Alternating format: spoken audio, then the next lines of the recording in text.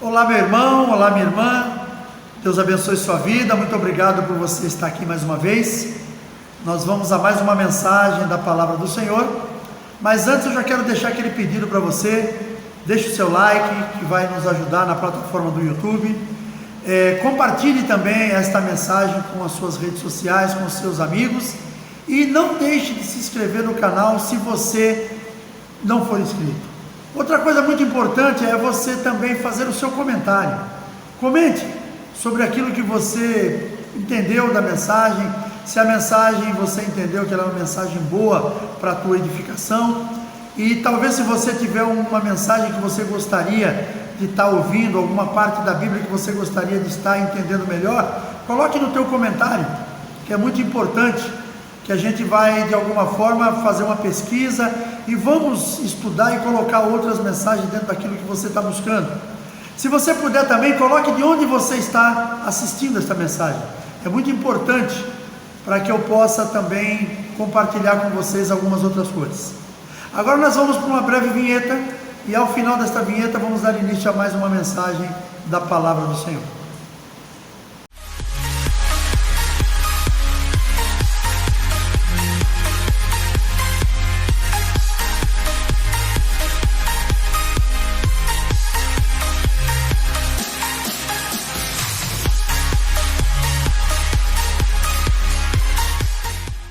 Muito bem, obrigado pela tua paciência, ter aguardado até aqui.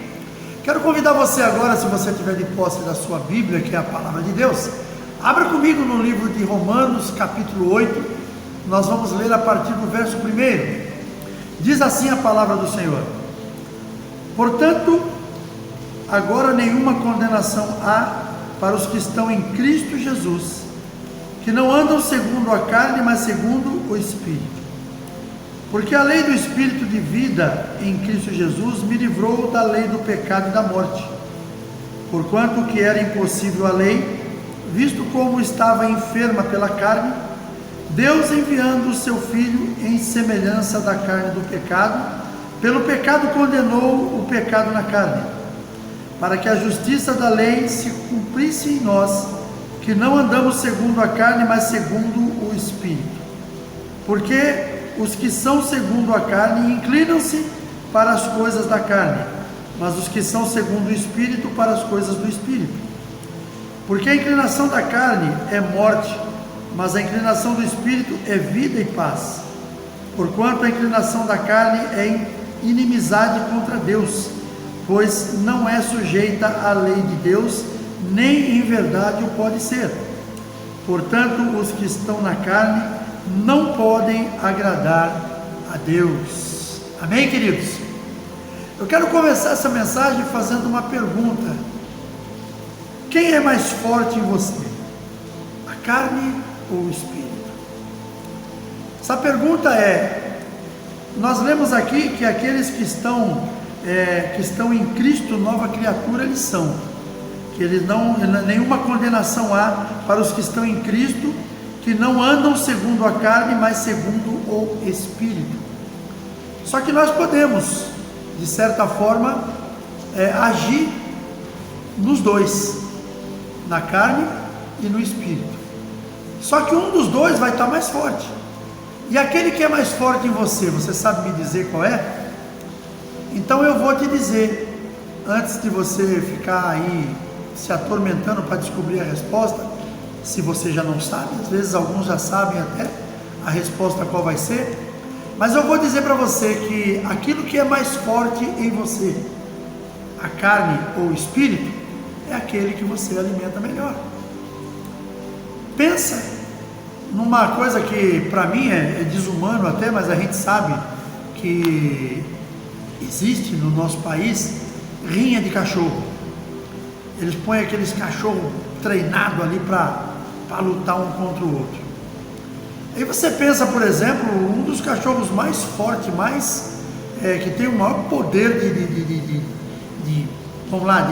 briga, de luta, é o Pitbull. O Pitbull ele é um bicho quando ele é treinado para aquilo, ele acaba se tornando um matador. Agora você pensa comigo, se você pega um pitbull e você coloca esse pitbull no fundo do seu quintal. Você deixa esse pitbull lá, a pão e água, ali, pode ficar até solto no quintal, mas dormindo no relento. Quando chove, o bichinho tem que procurar um canto para se esconder e às vezes nem encontra. Cria ele só com uma comida bem fraca mesmo, para ele não morrer, e água para ele não se desidratar. E aquele animalzinho, você vai perceber ao longo do tempo que aquele animal ele vai começar a definhar, ele vai começar a perder suas forças, ele vai começar a sofrer com desnutrição. Ao mesmo tempo, você mantém um outro cachorro forte também, mas não um pitbull, um cachorro comum, de porte físico bom. Você põe ele num outro lugar, cuida com a melhor ração, vacina ele. No dia de calor, no dia de chuva, ele está protegido, ele está sendo guardado. E depois de algum tempo, treina esse cachorro também. E depois de algum tempo, você experimenta colocar esse cachorro com o pitbull numa rinha. O que você acha que vai acontecer? Com certeza, esse cachorro que você tratou com todos os cuidados e tudo mais, ele corre o risco até dele matar o pitbull. Por quê? Porque o pitbull está desnutrido, está maltratado, está magro, está caindo aos pedaços, judiado. É assim também conosco, quando nós lidamos com essa questão de carne e espírito. Aquele que você alimentar melhor é o que vai prevalecer. Antes de continuar com a mensagem, eu quero dizer para vocês, eu amo cachorro, eu abomino qualquer tipo de judiação com cachorro ou qualquer outro tipo de animal. Eu aprendi desde criança, eu cresci num lar em que esses bichos sempre foram muito queridos. Nós sempre tivemos nossos animaizinhos de estimação ali, sempre cuidamos muito bem dele. Então essa questão que eu estou falando do pitbull, de você fazer isso, eu estou usando apenas uma alegoria, porque esse tipo de esporte que dizem que é um esporte, que é a rinha de cachorro ou de qualquer outro bicho que eles coloquem para brigar, para alguém apostar e ganhar dinheiro, eu abomino qualquer tipo de coisa desse tipo. E como é contra a lei, isso aí tem que ser denunciado. Vai aqui também o meu alerta. Se você sabe de algum tipo de coisas que estão acontecendo no teu bairro, na tua cidade, que envolve esse tipo de coisa, isso é ilegal.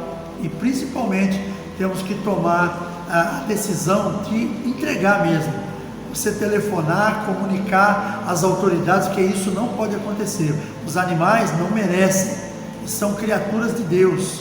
Deus criou os animais para nos abençoar com a sua presença, para estar conosco. Quer ver um cachorro, um animal tão fiel quanto aquele, para embelezar a natureza. Então nós não temos que judiar dos bichos dessa maneira.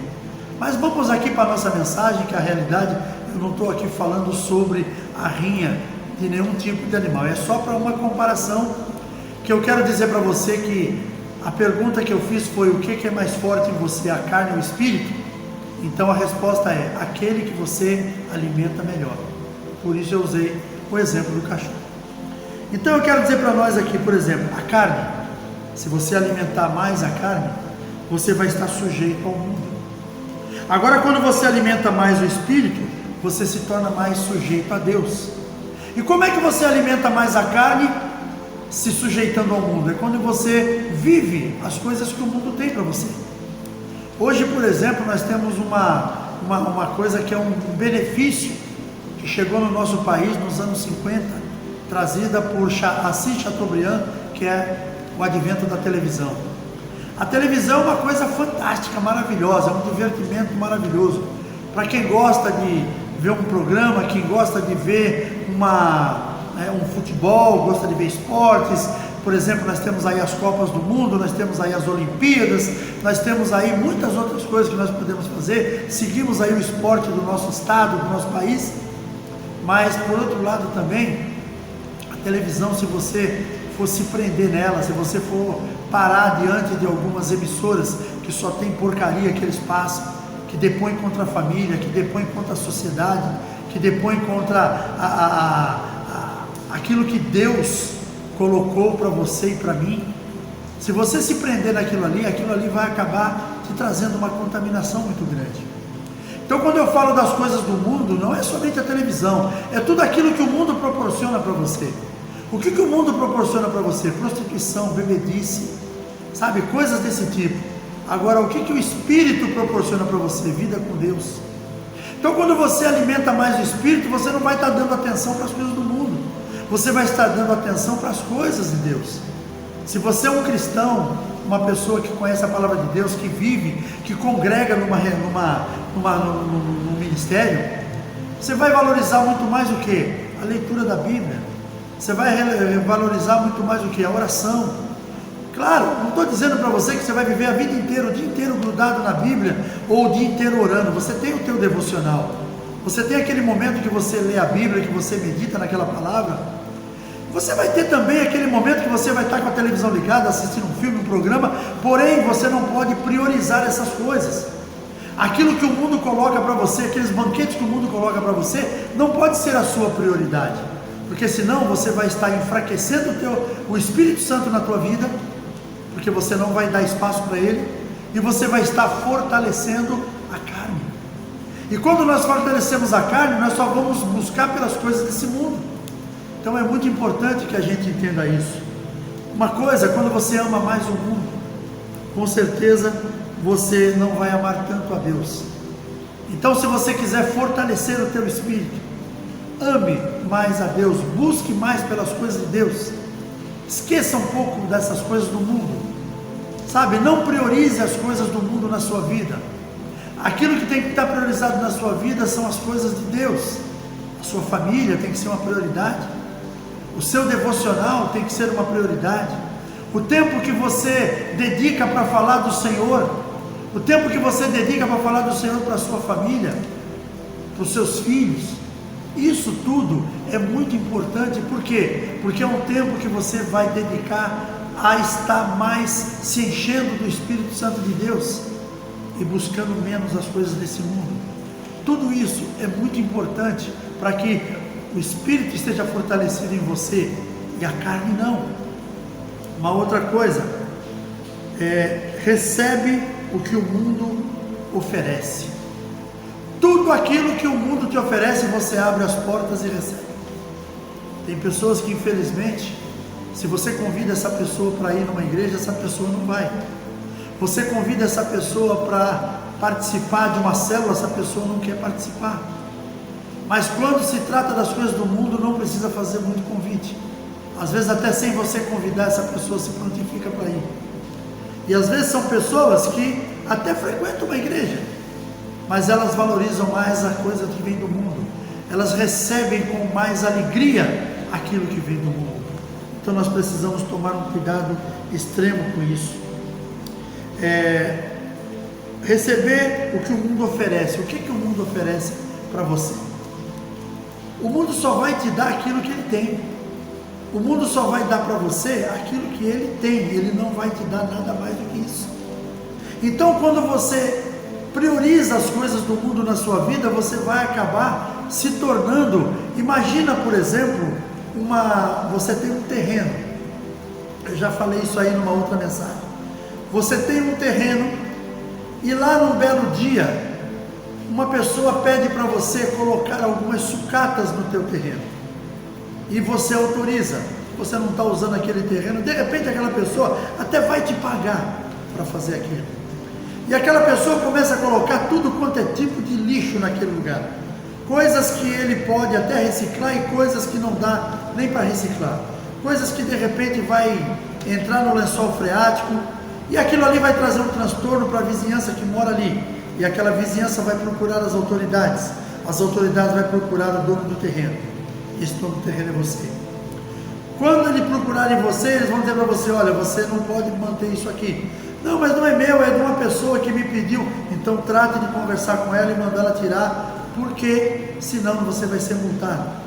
Aí você vai chamar aquela pessoa e a pessoa: poxa caramba, estava tão bom usar isso aqui, mas tudo bem, eu vou tirar. Aquela pessoa num determinado dia vai lá, limpa todo o terreno, leva tudo que ele havia colocado ali, e você acha que aquilo ali está tudo bem? Claro que não. A contaminação já ficou naquele lugar. O lençol freático daquele teu terreno já foi contaminado com os produtos que aquela pessoa colocou ali. Porque se você pensa que talvez uma coisa que você jogue no terreno, talvez aquilo ali não vai trazer nenhum tipo de contaminação, vai trazer. De um jeito ou de outro ela acaba trazendo. Só que isso acontece também na nossa vida espiritual. Quando você permite que as coisas do mundo venham na sua vida, o que vai acontecer? Vai acontecer uma contaminação. E aquela contaminação, mesmo que depois você decida mudar, aquela contaminação vai demorar para ser tirada. Você vai ter que fazer uma libertação em você tremenda. Você vai ter que renunciar a todas aquelas coisas que você permitiu entrar na sua vida. O nosso ministério tem um sistema que é de fazer a libertação com todos os novos convertidos.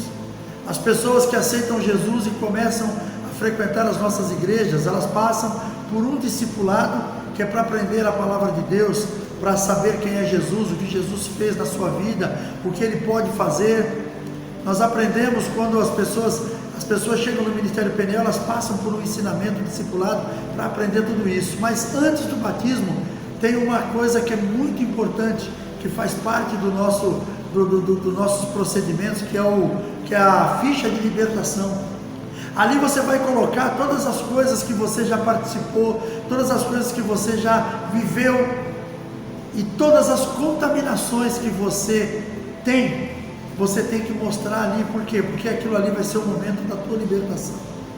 Então precisa haver uma libertação muito grande quando nós colocamos o nosso ser à disposição do mundo. Vai chegar um momento quando você resolver sair dali, que Deus tocar no teu coração, que você for levado para uma igreja, que o Espírito Santo começar a te convencer do pecado, da justiça e do juízo, que é o papel do Espírito Santo. Mas aquelas coisas não saem assim tão fácil. Aquilo que Jesus fala na sua palavra, no livro de Mateus, quando ele diz que quando um espírito maligno deixa uma vida, ele sai procurando lugar onde ficar, ele não encontrando, ele volta. Então quando ele volta naquela vida, ele descobre que ali não tem mais ninguém, não foi colocado outro no lugar dele. Quando ele saiu, ele volta e traz outros 7 piores. Isso acontece na vida das pessoas que elas estão contaminadas pelas coisas desse mundo, e de alguma forma elas não permitiram que Jesus entrasse. Aquilo ali vai acabar, aquela contaminação, se não for repreendida, se aquela contaminação não for rejeitada, se não tiver uma libertação na vida daquela pessoa, sabe o que vai acontecer? Dentro de um breve tempo aquela pessoa vai voltar a ser o que era. Por isso você precisa alimentar mais o teu espírito e não a tua carne. Alimente o espírito na tua vida, através da palavra, através dos cultos, através do louvor, sabe? Evite a contaminação deste mundo, porque com a contaminação desse mundo você enfraquece o espírito dentro de você. Então, querido, pensa nisso aí, é muito importante. E quando a gente, chegando aqui no último tópico que eu tenho para nós, aquele que alimenta a carne, a palavra de Deus fala do lago de fogo e enxofre. O fim dessa pessoa, infelizmente, não sou eu que estou dizendo, é a Bíblia, é a palavra de Deus que nos diz que essas pessoas que morrem sem salvação, elas vão para o lago de fogo e enxofre.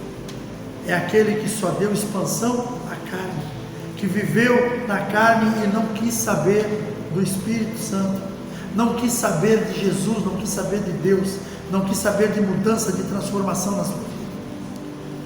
Todavia, aqueles que vivem no Espírito, que são sujeitos a Deus, que amam a Deus, que vivem para Deus, que recebem as bênçãos de Deus, eles têm morada preparada no céu.